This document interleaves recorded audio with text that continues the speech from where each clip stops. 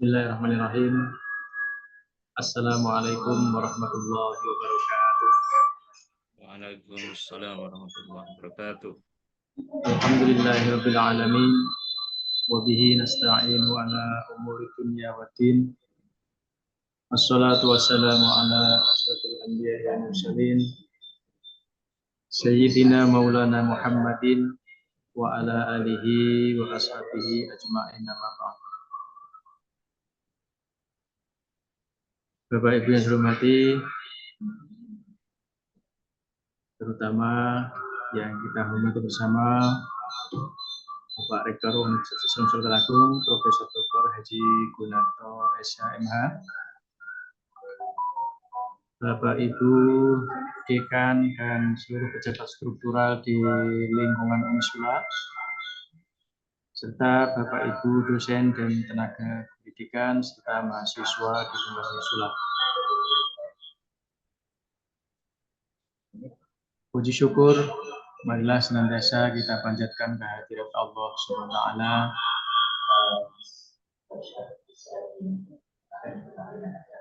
atas segala limpahan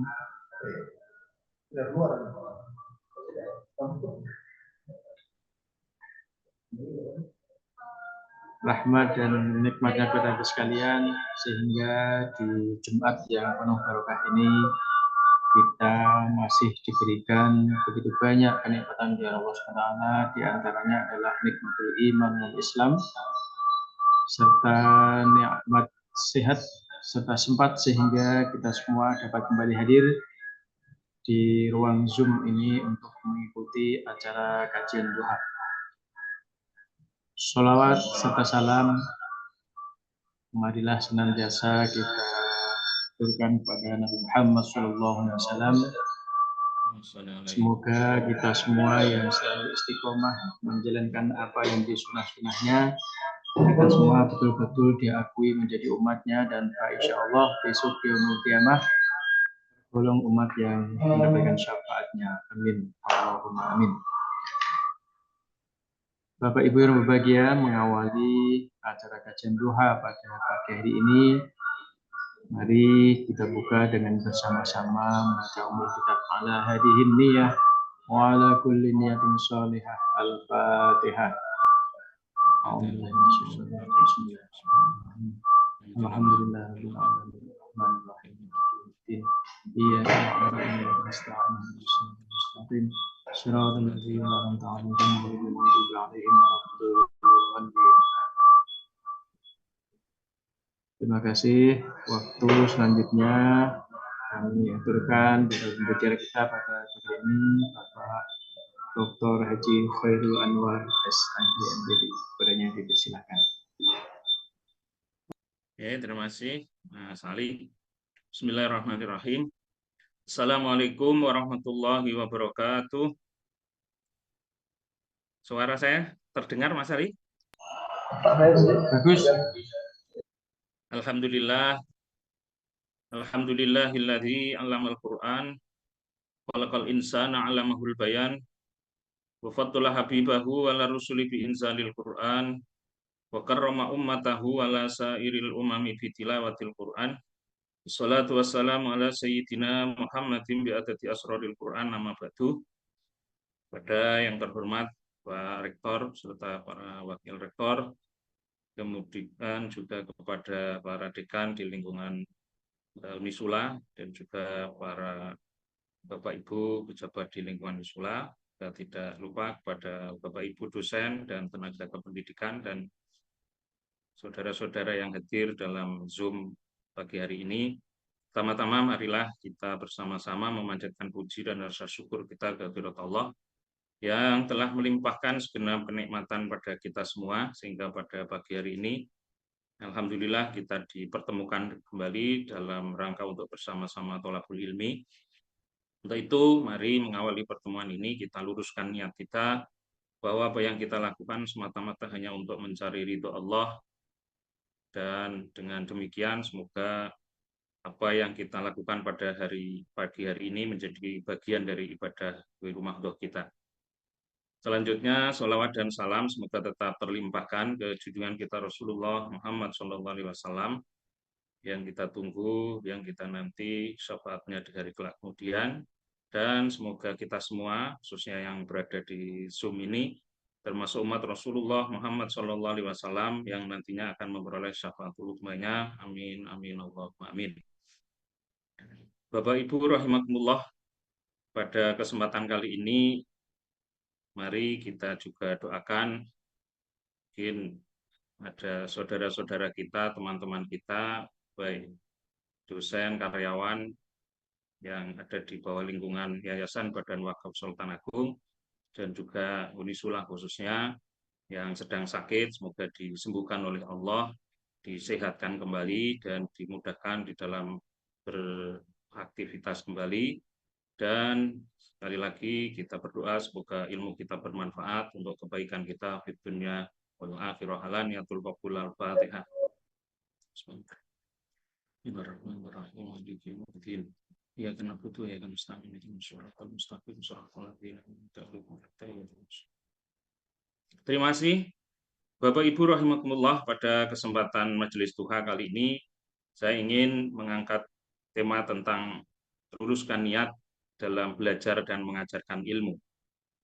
Ini baru kemarin ya terbersit menyampaikan judul ini karena beberapa hari yang lalu ya, tepatnya hari Ahad tanggal 12, ada kabar duka ya, khususnya dari FAI, ada salah seorang mahasiswinya yang angkatan 22 ya, jadi masih dalam proses kuliah begitu, dipanggil oleh Allah Subhanahu wa taala. Kemudian juga sebelumnya ada gitu ya. Dari situlah kemudian saya terbersit untuk bagaimana membiasakan diri ya, khususnya kepada para mahasiswa ketika kuliah atau memulai kuliah, untuk selalu mengajak kepada diri saya sendiri dan juga ke mereka untuk meluruskan niat di dalam berthalabul ilmi. Sebab kita berharap mahasiswa yang dalam proses perkuliahan, dalam artian masih kuliah seperti ini, dihitung nantinya adalah sebagai orang yang sedang berthalabul ilmi, sehingga berpulangnya itu benar-benar dihitung sebagai orang yang sedang mencari ilmu gitu. Nah, satu saat juga pernah ketika kuliah PAI, ada nama mahasiswa yang saya berkali-kali memanggilnya tidak ada. Nah, di minggu keberapa itu baru mendapat kabar gitu ya, bahwa sang mahasiswa tersebut ketika dia berangkat dari Kudus untuk berangkat kuliah, terjadi kecelakaan dan akhirnya meninggal dunia. Nah, disitulah maka kemudian semakin mendorong saya untuk membiasakan diri bagaimana ketika kuliah begitu ya, mengingatkan khususnya untuk diri saya sendiri dan juga para mahasiswa untuk jangan lupa selalu meniatkan semenjak berangkat dari tempat masing-masing, yaitu sedang berthalabul ilmi atau mencari ilmu untuk mencari ridho Allah. Nah, untuk itulah maka pada kesempatan kali ini saya mencoba untuk mengambil pembahasan tentang luruskan niat di dalam belajar dan mengajarkan ilmu. Bapak Ibu rahimakumullah, sudah tidak asing lagi kita sering mendengar bahwa niat itu mempunyai kedudukan yang sangat urgen, kedudukan yang sangat penting di dalam kehidupan umat Islam. Karena niatlah yang dapat menyebabkan amal perbuatan kita apakah bernilai ibadah atau tidak bernilai ibadah. Semuanya sekali lagi bergantung kepada niat kita masing-masing. Jadi dengan demikian, niat menjadi jantungnya, menjadi hal yang sangat urgen di dalam kita beramal, di dalam kita beribadah. Dan dalam kesempatan kali ini saya lebih memfokuskan pada bagaimana kaitannya niat di dalam berthalabul ilmi, atau bahkan ketika kita nasrul ilmi atau menyampaikan ilmu, khususnya kepada Bapak Ibu dosen yang ada di majelis ini. Dari situlah ketika kita membuka kitab Sahih Bukhari misalnya, maka Imam Al-Bukhari ketika membuka atau mengawali menulis kitabnya sebelum tentu membahas tentang ribuan hadis yang ada di dalam kitab Sahih Bukhari-nya, maka secara spesial Imam Bukhari itu membukanya dengan hadis tentang niat. Hadis yang tentu tidak asing lagi bagi Bapak Ibu, yaitu tentang innamal a'malu binniyat wa innamal likulli imrin ma nawa, di mana hadis ini sudah sangat populer bahwa sesungguhnya setiap amal perbuatan itu tergantung niatnya dan setiap orang akan diganjar sesuai dengan niatnya. Dan selain Imam Al-Bukhari, kalau kita membuka juga kitabnya Imam An-Nawawi, misalnya Arba'in An-Nawawiyah atau Riyadhus Shalihin, juga menyantumkan hadis tentang niat ini di awal kitabnya. Nah, tentu selain kedua imam atau penulis terkenal tersebut, juga ada penulis-penulis yang lain. Beliau-beliau ini memulai kitab-kitabnya dengan mengemukakan hadis tentang niat. Nah, kenapa? Karena hal ini itu paling tidak adalah sebagai peringatan kepada kita semua, sekaligus pesan moral untuk kita agar setiap menuntut ilmu, bahkan setiap beraktivitas, setiap beribadah hendaknya mengikhlaskan atau meluruskan niat atau menata niat ini hanya karena Allah. Bahkan saking pentingnya hadis tentang niat ini, ada yang memposisikan sepertiga apa itu Islam dan lain sebagainya, karena amal ibadah pun tidak bisa lepas dari yang namanya niat. Nah, untuk itu tidak heran kalau begitu pentingnya niat sehingga di beberapa kitab tadi menjadi awal yang membuka kitab tersebut, yang paling tidak tadi sebagai peringatan kepada kita agar supaya kita menata niat kita, bahwa apa yang kita lakukan, apa yang kita kerjakan, amalkan itu diniatkan hanya karena Allah. Nah, kembali ke hadis innamal a'malu binniyat. Setelah Nabi memberikan sebuah kaidah yang sangat luar biasa terkait dengan prinsip urgensi niat tersebut, bahwa setiap amal tergantung niatnya, dan setiap orang akan diganjar sesuai dengan niatnya. Kemudian di sambungan hadis tersebut, karena memang yang paling banyak dihafal orang itu ya berhenti innamal a'malu binniyat wa innamal likulli imri'in ma nawa. Nah, di sambungan hadis tersebut Rasulullah memberi contoh amal, dalam hal ini adalah amal yang namanya hijrah pada saat itu. Faman kanat hijratuhu ilallah wa rasulihi fa hijratuhu ilallahi wa rasulih. Wa man kanat hijratuhu lidunya yusibuha aw imra'atin yankihuha fa hijratuhu ila ma hajara ilaihi. Jadi contoh langsungnya bahwa barang siapa yang hijrahnya untuk Allah dan Rasul-Nya, artinya ikhlas, artinya hanya karena Allah, hanya untuk mencari ridho Allah tadi, maka ia akan mendapatkan pahala yang dijanjikan oleh Allah. Dan barang siapa yang hijrahnya lidunya yusibuha, untuk dunia yang ia ingin capai, awim ro'atin yang kihuha, di apa itu matan yang lain adalah awim ro'atin yatazawajuha, karena mengenai hadis tentang niat itu memang banyak apa ya versinya, dalam artian memiliki matan yang beragam gitu ya. Maka ia hanya akan mendapatkan apa yang ia niatkan tersebut.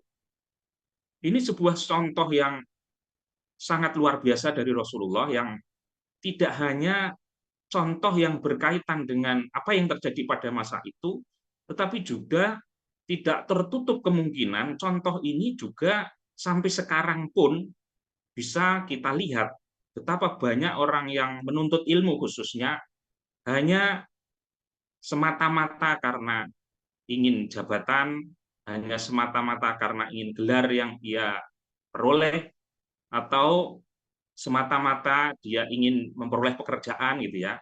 Karena sekaligus kemarin ketika ada berita tentang lelayu dari fakultas, ada juga berita gembira bahwa banyak juga alumni-alumni FAI khususnya yang kemudian diterima sebagai pegawai negeri, sebagai guru PNS, kemudian P3K, dan lain sebagainya. Nah, ini satu hal yang kemudian biasa kami sampaikan di awal kuliah bahwa oke lah, mungkin ketika Anda masuk tarbiyah itu adalah punya cita-cita menjadi guru. Dan guru paling tidak selain mungkin nanti ngajar di sekolah-sekolah juga biasanya yang paling diincar itu adalah guru PNS misalnya. Tetapi janganlah cita-citamu yang seperti ini menjadi tujuan utamamu.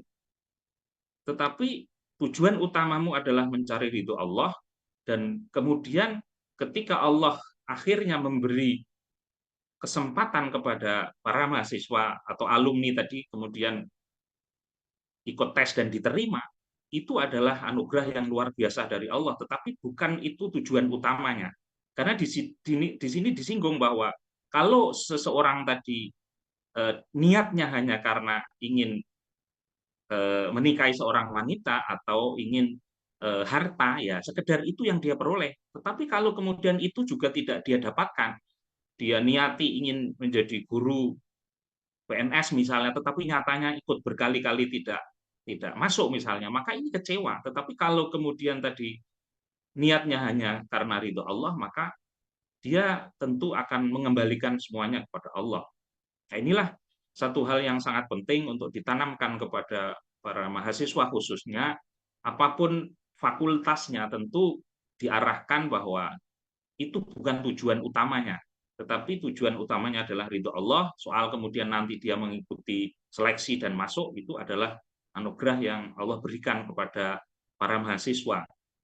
Nah, terkait dengan hadis ini, memang saat itu ada seorang yang hijrahnya bersama Rasul itu karena seseorang wanita, ya, sehingga di situ disebutkan muhajiru ummu qais gitu ya. Dia hijrah dengan Rasulullah itu hanya semata-mata karena apa ya, ngintili gitu ya, seseorang wanita yang dia ingin nikahi kan begitu, sehingga ter apa ya terdokumentasi dalam hadis ini, cuma tidak disebutkan siapa begitu, hanya disebut muhajiru ummi qais, yaitu orang yang hijrah karena ummu qais. Tetapi hadis ini tentu tidak hanya berkaitan dengan sesuatu yang terjadi pada saat itu juga, tetapi pada saat sekarang, baik dalam persoalan-persoalan ibadah mahdhah maupun termasuk ketika kita bertolabul ilmi, maka hendaknya sekali lagi adalah hijratu ilallah wa rasulihi, bukan hijrahnya limroatin yang kihuha au apa lidunya yusibuha. Nah, dari situlah maka sebenarnya niat itu dapat mengubah perbuatan dunia menjadi perbuatan akhirat dalam hal ini ibadah.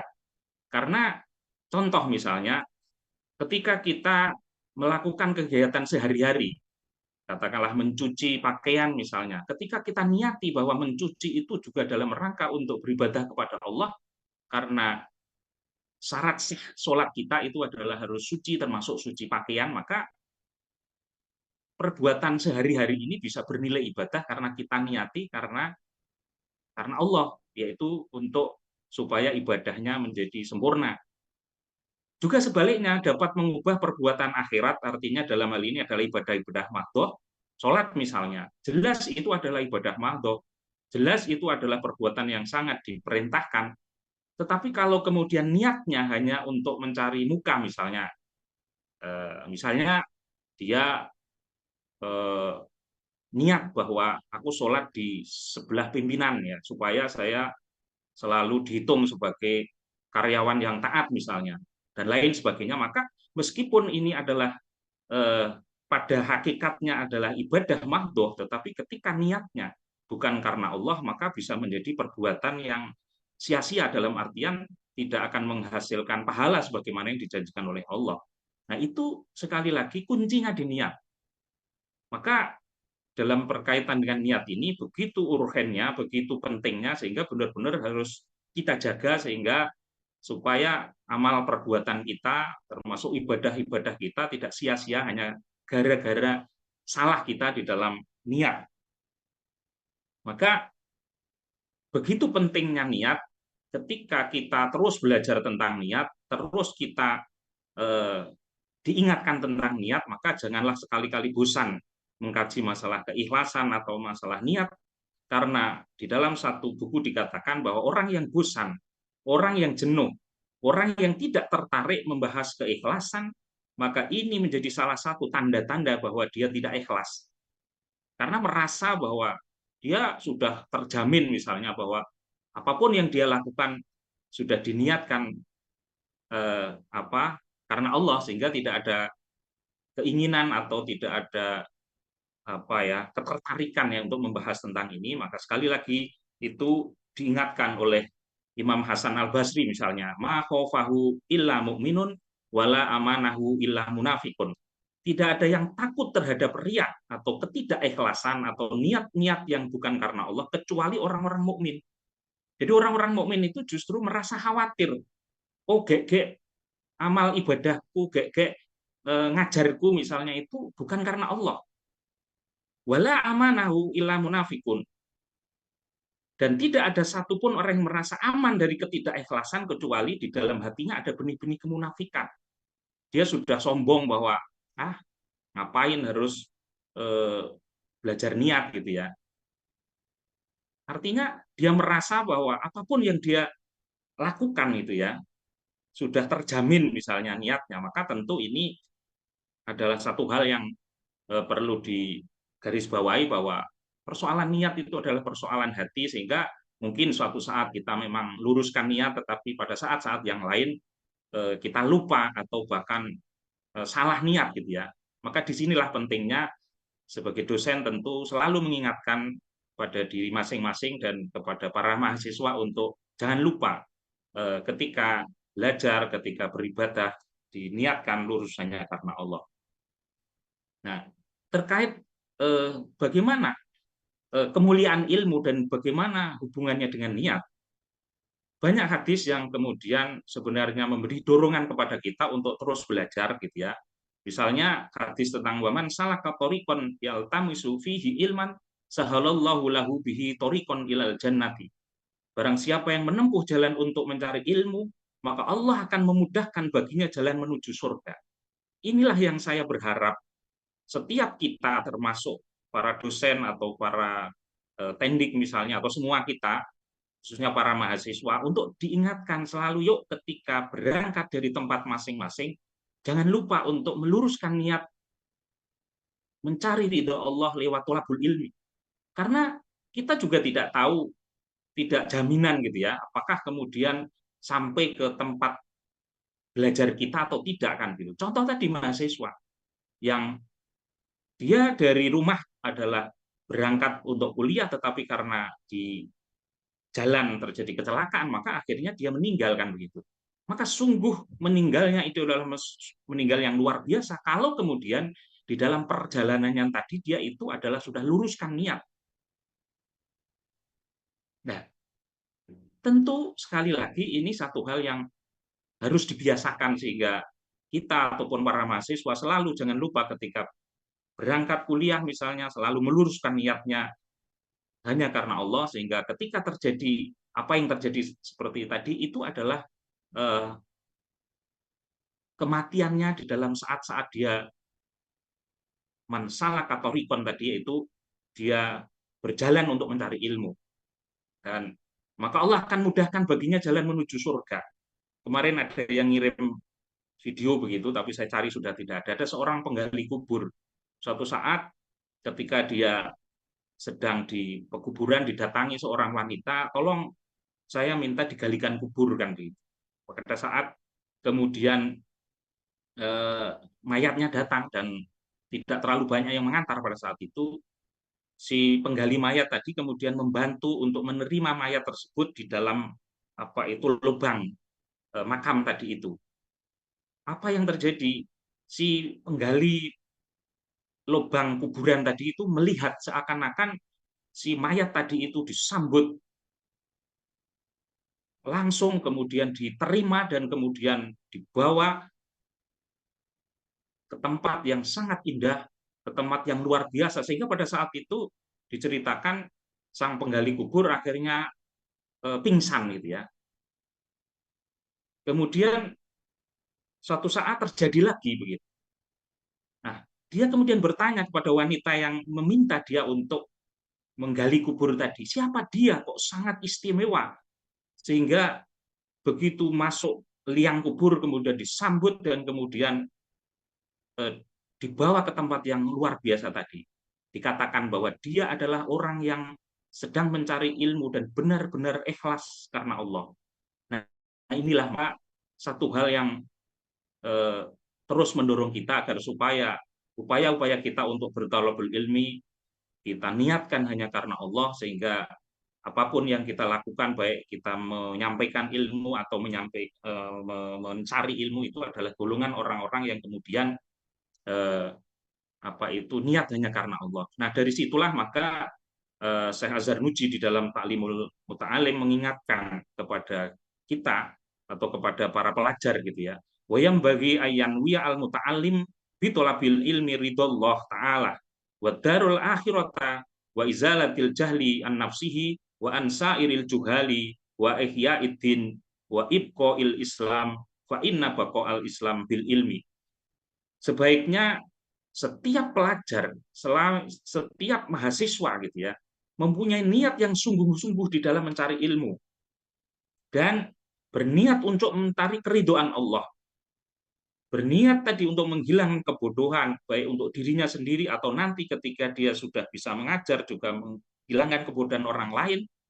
Niat menghidupkan dan melestarikan agama Islam, karena kelestarian agama itu sendiri dapat terjaga hanya dengan Islam. Fa inna baqa'al Islam bil ilmi. Ini satu nasihat yang luar biasa kepada para penuntut ilmu, termasuk juga para guru, para dosen yang menyampaikan ilmu, untuk tidak lupa selalu meniatkan hanya karena Allah, yaitu mencari ridha Allah.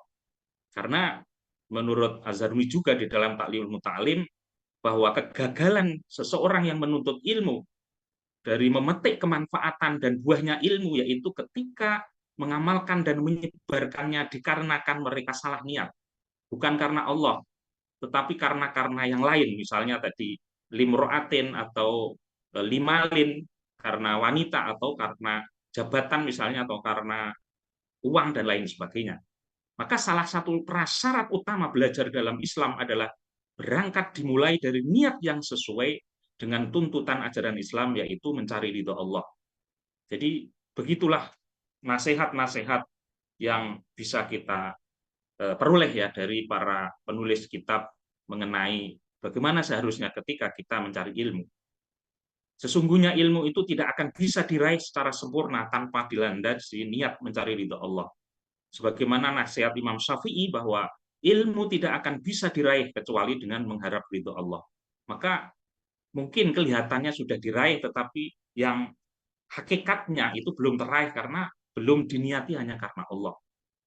Bahkan di dalam kitabnya Kiai Hasyim Asy'ari di dalam Adabul Alim wal Muta'alim memaparkan bagaimana pentingnya menata niat di dalam belajar dan mengajarkan ilmu.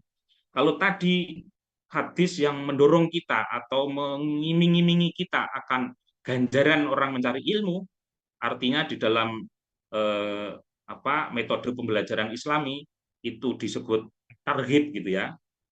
Tapi di hadis yang lain ada tarhibnya atau ancamannya. Di dalam sebuah hadis yang dikutip oleh Kiai Hasyim Asy'ari bahwa barang siapa yang mencari ilmu bukan karena mencari keridhoanku, maka ambillah tempatnya di neraka. Naudzubillah, artinya di satu sisi memang ada keistimewaan yang luar biasa tadi, contoh Allah kemudian membuka jalan ke surga. Ketika mencari ilmunya itu benar-benar diniati untuk mencari ridho Allah, tetapi yang harus hati-hati bahwa ada ancamannya juga ketika barang siapa mencari ilmu tadi bukan karena mencari keridhoanku, maka ambillah tempatnya di neraka. Ini sebuah tarhib atau dalam bahasa yang lain reward and punishment-nya ini adalah punishment yang mengingatkan kita agar supaya kita berhati-hati di dalam beribadah, khususnya di dalam bertolabul ilmi. Untuk itu mari kita selalu berdoa kepada Allah semoga kita termasuk orang-orang yang bisa menjaga niat kita di dalam segala hal, dalam beribadah, di dalam bertolabul ilmi, dalam bernasrul ilmi. Sementara di hadis yang lain juga mengingatkan kita man talabal ilma liujariya bil ulama au liwariya bihi as-sufaha ayusorifa bihi wujuhan nasi ilahi adkhalahullahu annar. Jadi barang siapa mencari ilmu karena untuk menjatuhkan para ulama, atau dalam konteks sekarang misalnya pakar yang mencoba apa ya, menjatuhkan pakar-pakar yang lain gitu ya, mendebat orang-orang bodoh, atau dia mencari muka atau mencari apa ya supaya dibilang hebat dan lain sebagainya, maka Allah adkhalahullah annar, Allah adalah memasukkan ke neraka sebagaimana ancaman. Artinya di dalam kaitannya dengan penataan niat ini memang sangat luar biasa, karena ketika niatnya ini benar, tadi ada apa targetnya atau rewardnya, yaitu berupa dimudahkan jalan menuju surga, tetapi sebaliknya ketika kita salah niat tadi itu ada punishment atau targetnya, yaitu ancaman sebagaimana yang disebut itu. Maka ada satu hal yang mungkin menjadi catatan kita. Sufyan As-Sauri mengatakan, ma'alajtu syai'an asyaddu min niyati fa innaha tataqallabu alayya. Aku tidak pernah mengobati sesuatu yang lebih berat daripada mengobati niatku. Karena niat itu adalah amalan hati, dan hati itulah berbolak-balik. Jadi sinilah maka selalu kita penting untuk saling mengingatkan persoalan niat ini. Sekelas Sufyan As-Sauri yang sangat-sangat terkenal saja merasa begitu berat ya ketika menghadapi yang namanya niat ini, karena ini urusan hati, dan tadi hati itu bisa berbolak-balik ke sana kemari, sehingga tentu selalu penting tadi untuk mengingatkan kita menjaga niat itu. Saya kita kemudian banyak contoh, misalnya nawaitu at-ta'alluma wa ta'lima wa tadzakura wa tadzkira wa naf'a wal intifa dan seterusnya. Aku berniat untuk belajar, untuk mengajarkan ilmu, untuk berdiskusi, untuk mengingatkan, untuk memberi manfaat, mengambil manfaat, yang semuanya itu adalah diniati karena mencari ridhonya, kedekatan dengannya dan pahalanya. Itu menjadi salah satu titik kunci bahwa keselamatan seseorang ataupun tadi reward yang dijanjikan bagi pencari ilmu atau yang menyampaikan ilmu, atau manakala mereka kuatkan dengan niat yang bagus. Dan pada akhirnya mari kita berdoa, Allahumma rzuqna fahman nabiyyin wa hifdzul mursalin wa ilhamal malaikatil muqarrabin bi rahmatika ya arhamar rahimin. Ya Allah, anugerahilah kami pemahaman para nabi, hafalan para rasul, dan ilhamnya para malaikat yang dekat denganmu, sebab kasih sayangmu wahai Dat yang maha pengasih. Pada akhirnya, sekali lagi betapa pentingnya niat lurus di dalam menuntut ilmu. Maka ada pantun, menuntut ilmu sangat terpuji. Niat halus lurus karena ilahi, bukan untuk dipuji sama sana-sini, dan bukan untuk berbangga diri. Pada akhirnya semoga Allah senantiasa menjaga hati kita agar kita tidak keliru, tidak salah di dalam berniat, baik itu dalam beribadah, baik itu dalam belajar maupun mengajarkan ilmu. Amin Allahumma amin. Sekali lagi semoga ilmu yang kita pelajari, ilmu yang kita berikan kepada para mahasiswa menjadi ilmu yang bermanfaat untuk kebaikan dan keselamatan kita minat dunia ilal akhirah. Demikian Bapak Ibu, kurang lebihnya mohon maaf dan semoga bermanfaat. Wallahul muwaffiq ila aqwamit thoriq. Assalamualaikum warahmatullahi wabarakatuh. Waalaikumsalam warahmatullahi wabarakatuh. Baik, Bapak Ibu, demikian tadi kajian duha pada pagi ini. Terima kasih Pak Rul telah mengingatkan kita semua bahwa Sami-sami Mas. betapa pentingnya kita untuk selalu menata niat, terutama dalam mengawali segala perbuatan kita. Tadi disampaikan begitu mulianya seorang pencari ilmu ketika niatnya betul karena untuk mencari itu Allah. Tapi sebaliknya, tadi juga dikatakan berbicara bahwa ancaman dari seorang mencari ilmu yang niatnya salah, disuruh mengambil tempatnya di neraka. Jadi punish dan reward dan punishment tadi semoga menjadi pengingat kita, dan pada akhirnya kita bermohon kepada Allah Taala semoga Allah SWT selalu membimbing hati kita untuk selalu menata niat ketika akan memulai suatu pekerjaan. Amin Allahumma amin. Bapak Ibu, sebelum kita akhiri, kami ingatkan bagi Bapak Ibu yang belum mengisi link presensi, kami persilakan untuk mengisi link presensi terlebih dahulu. Demikian dari saya, ada kurang dan mohon maaf. Mari kita tutup acara kajian duha pada pagi ini dengan bersama-sama membaca bacaan alhamdulillah dan doa kafaratul majlis. Alhamdulillahirabbil alamin.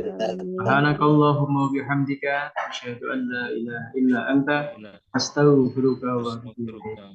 Wabillahi taufiq wal hidayah. Assalamualaikum warahmatullahi wabarakatuh.